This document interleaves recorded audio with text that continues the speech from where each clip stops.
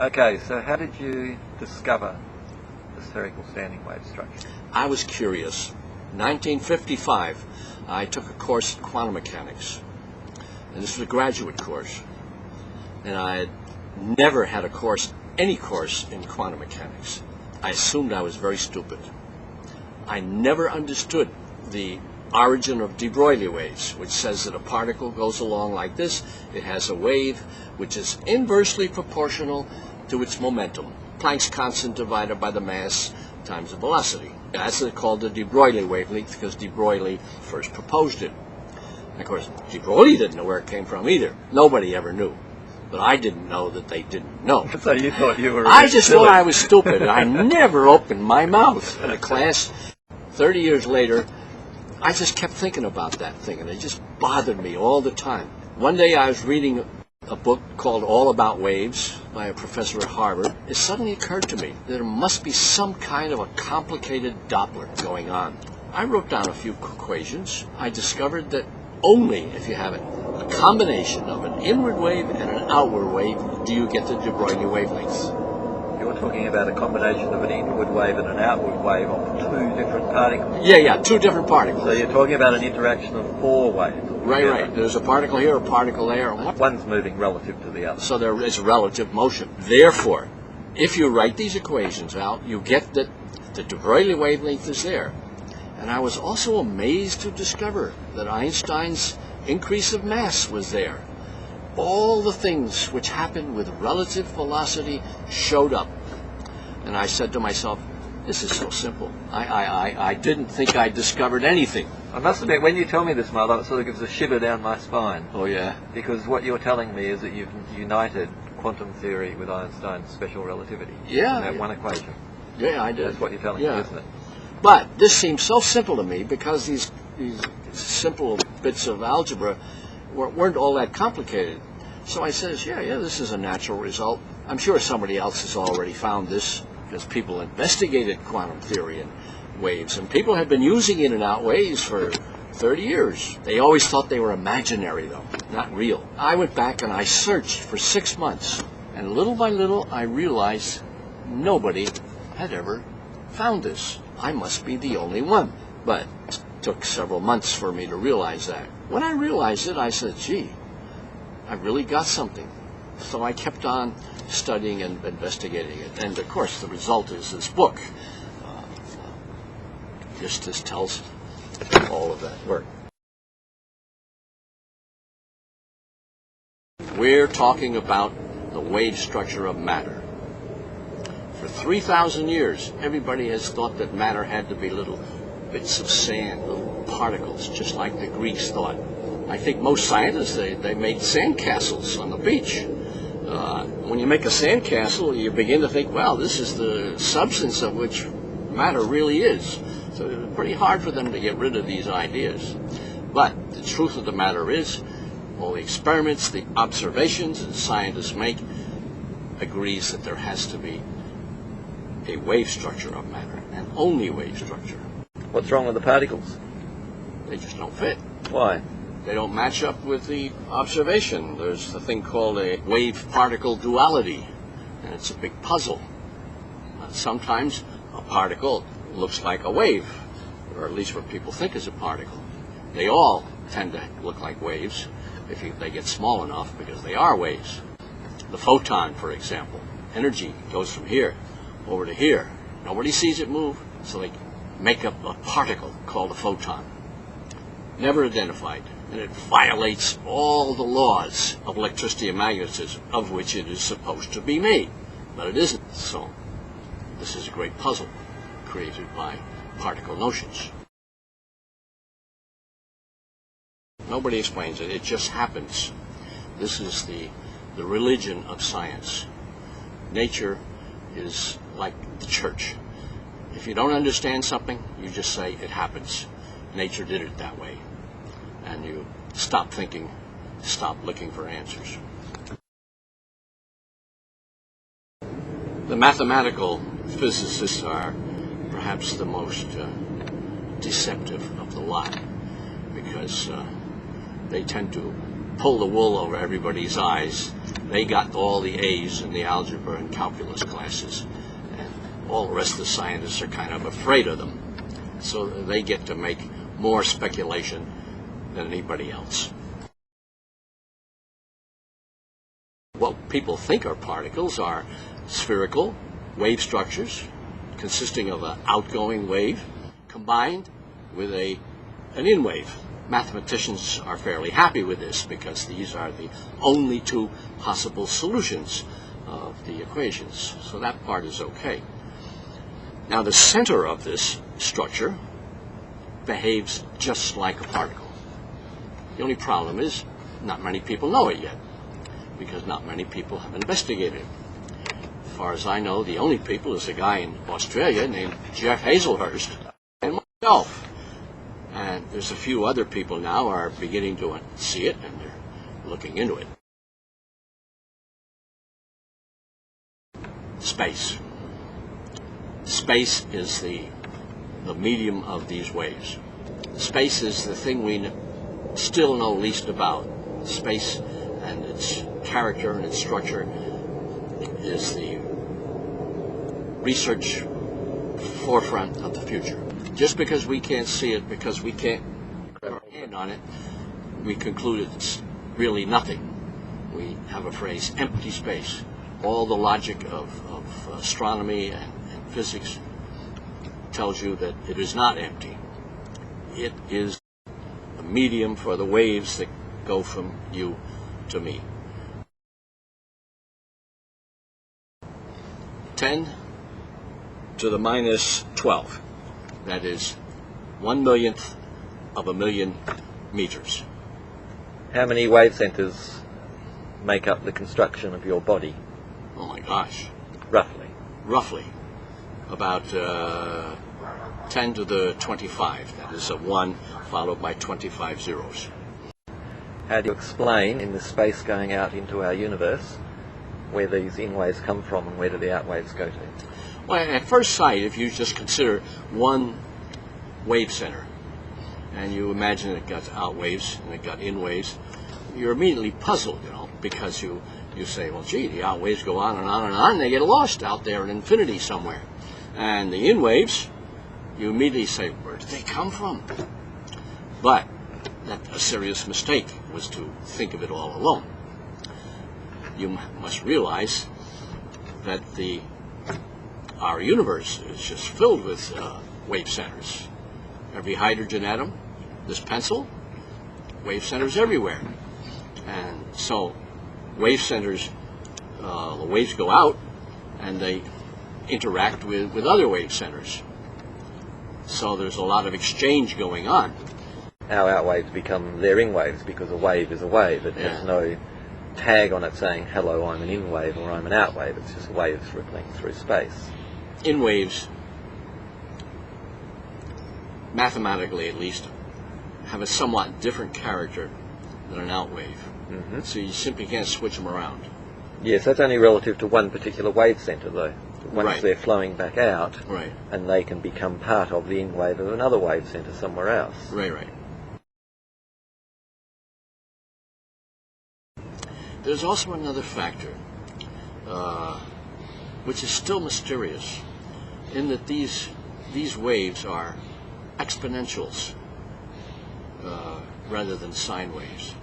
The solutions for the equations are e to the I omega t, which is the same as cosine omega t plus I sine omega t. That is the imaginary number, square root of -1.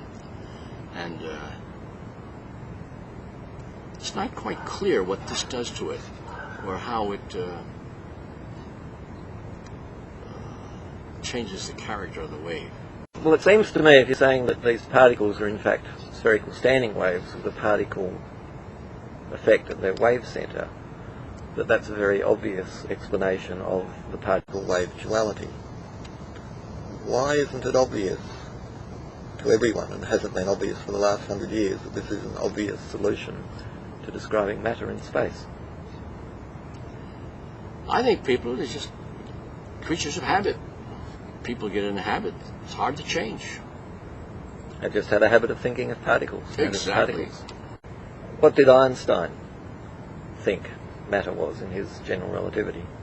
Einstein is one of the most misunderstood people in the world.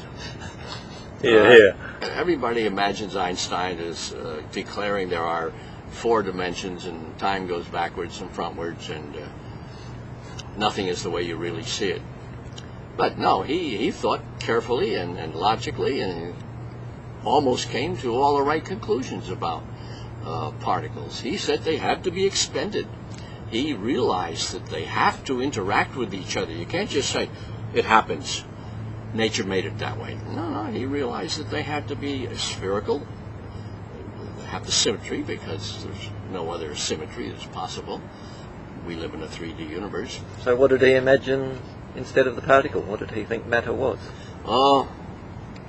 Unfortunately, he lived in the aftermath of a famous man called Maxwell. Maxwell was the man who wrote down equations for radio waves before there were radio waves, and lo and behold, another guy named Hertz came along and discovered radio waves, and everybody said, gee, that's great. Maxwell must be right. And what did Maxwell use? What was he assuming existed to discover? He assumed there are these electric waves? fields and magnetic fields, and these fields somehow go out from particles, and they exist there, around every particle, sort of like a halo of light. And when another particle gets into the field of another particle, they interact. They pull together or pull apart. And but the only problem is that these fields don't respond to experiments that way. Apparently there are no electric and magnetic fields. They're just a mathematical help. Very useful. They give you the right engineering answers, but the fields aren't real. So Einstein assumed that matter was a spatially extended field. Spherical. Right. So what's the difference between Einstein's view and your view of matter? And what are the similarities? Research in energy transfer, and which is what we're talking about when we're talking about forces between particles. Research in energy transfer has shown that it is always quantum mechanics which gives the correct description. That is, one particle changes a quantum wave state, and for example that might be a source, and somewhere else another particle changes its state exactly the opposite way. This one goes down a certain amount of energy, then this one will go up a certain amount of energy. Exactly, that's the conservation of energy. We realize that all energy is transferred in this way. Therefore, the only conclusion is that the electric fields are descriptions of large numbers of the quantum transfers. That's so a Mathematically. blending of lots of little energy jumps gives Yeah. rise to what appears on Right, a large scale as a very smooth continuous energy exchange. But when we started looking closely enough at one electron in a molecule losing energy to another electron somewhere else, Right. we found that it was in bits. Someone in This is charge what Max Planck did in 1900, didn't he? Planck discovered this. A single particle all by itself doesn't do very much. But if you take two particles, a proton and an electron, and you put them together, their waves join, and their waves join with certain rules. Electron waves will form patterns. The violinist knows that there's patterns inside that violin case. So in the same way, these patterns form between particles. Helium is more complex than hydrogen, or you combine a hydrogen with an oxygen, and you get very, very, very complex arrangements. Of course, every chemist and a biologist knows these arrangements as the atomic table. Any exchange in one of these complex wave structures can only happen if it goes to one wave structure to another wave structure. It can't go halfway between, because the wave structures have to be like waves on a string. You have a violin string, you pluck it, always has the same note. That is, the waves on it are a pattern. Certain frequency of a standing wave. Yeah, it's just what they call a standing wave. Kids wave a jump rope up and down. It has always a fixed pattern. Well, the wave patterns of atoms and molecules have fixed patterns. When an energy changes, it changes moving from one pattern to another pattern. And only certain are allowed, and that explains why And only certain energy states are allowed. Okay. People ask me, why did you become a physicist? The fact of the matter is, I never wanted to become a physicist. I wanted to be a fix-up man. When I was a kid, I always fixed things. The neighbors had little pieces of machinery, electric irons, toasters. They would bring them to me, and I would fix them, and I charged them a nickel each. And I got to like this. So as I grew up, I wanted to know how everything works. I went through high school, read every copy of Popular Science and Popular Mechanics in the library. I even had them go out and get the old stacks for me. I wanted to know how everything works. Naturally, I studied engineering. I didn't really want to be an engineer. I didn't want to build dams. I didn't want to work in a chem lab.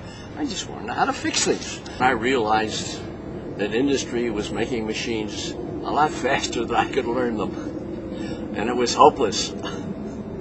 I could never learn how to fix everything. I decided I would just narrow my horizon, my goals, and I would just study the basic things of science, and that's physics. I went to the University of Pennsylvania. I got my PhD in nuclear physics. What year? 1958. And I went to Indonesia. That sounded like a great adventure. I thought I was going to live in a bamboo house on stilts so that the tigers couldn't get in, you know. Well, there hasn't been a tiger in Indonesia for at least 100 years. I was a professor of physics and a professor of electrical engineering. Let's see, after Indonesia, I came back to Massachusetts, worked for the Apollo project at MIT. Our goal was to navigate the spacecraft onto the surface of the moon. And that was an interesting job. I tried to solve the problems of what the moon is made of, the surface. Everybody worried that it was a big 30-foot deep layer of dust. And if it tried to land on it, it would sink out of sight. So, in fact, nobody dared land it in the flat regions. They all decided they had to go in the hills, the rocks, for fear of the dust. Eventually, we worked out that the dust was a thin layer. How'd you work that out? Well, you calculate how much dust is being made, how many meteors are striking the moon every year, and pretty soon you realize that there isn't too much dust around. You could also calculate how fast the dust gets driven off into space. But nobody really trusted that sort of thing when you got a spacecraft, which costs $10 billion. I guess the Aerospace Corporation in Los Angeles, we were launching satellites mainly to circle the Earth. There was a lot of space left over on these satellites. Scientific experiments were done. We also had the GPS, Global Positioning System satellites, created by the Army and the Navy. Yeah, you can find your way around within about a foot anywhere on the Earth. Which sort of tells you that these things are all interconnected through space, doesn't it? Oh, yeah. They can all interact with each other. As a matter of fact, when I was there at Aerospace, I started to write a paper using electromagnetic waves to sort of make a grid work throughout the whole solar system. So you were using electromagnetic waves as a mathematical tool before you discovered that they were only mathematical approximations to spherical standing waves in space. Is that correct? Yeah, I didn't really start to think about the structure of matter until 1985. You'd retired by then? I never retired. I had some research grants from NASA. I was working on polarization of light off of asteroids and the moon. That was a fascinating thing. No one knew why light reflects off a powdery dust surface like the moon or an asteroid or Mars or Venus. Measurements had been made for some 80 years. I started working on this problem when computers started to get powerful around the 1960s. So I set up a computer program to calculate how a ray of light would come in, bounce around, come out again. And with a computer you could bring in a million such rays, and one by one you find out how they come out. My program took an hour to calculate this. Today, people are doing it, and it doesn't take 10 seconds to do it. The computers have gotten so powerful. But anyway, it was very simple, actually. This problem was simply because rays come in, they hit once, hit a second time, and come out. So this double reflections produced the experimental data. This made me very, very happy. You were the first person to discover this. I was the first person to discover it. And it happened one night at about 3 in the morning. My eyes are like this, and I'm pushing a few buttons, and I'm looking at this plotter. Oh, my God. Look, look, look, look, look, look. It's exactly the way experiments are. And I was so excited, you know.